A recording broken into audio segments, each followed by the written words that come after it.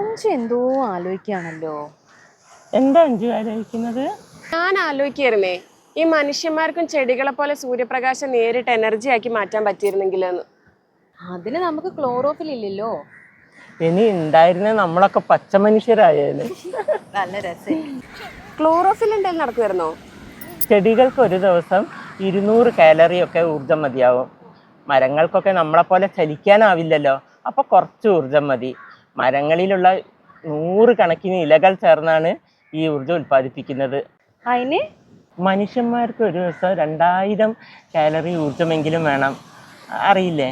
അപ്പം നമുക്ക് ഈ വലിപ്പമൊന്നും പോരാ, രാക്ഷസ രൂപിയാവേണ്ടി വരും. എന്നാൽ മാത്രമേ പ്രകാശ സംശ്ലേഷണം ചെയ്യാനുള്ള കഴിവ് കിട്ടിയാലും നമുക്ക് അതിനുള്ള ഊർജം ഉൽപ്പാദിപ്പിക്കാൻ പറ്റുള്ളൂ. അത് മാത്രോ, ടാൻ അടിച്ചടിച്ച് കരുമുട്ടിയായി പോവാനും.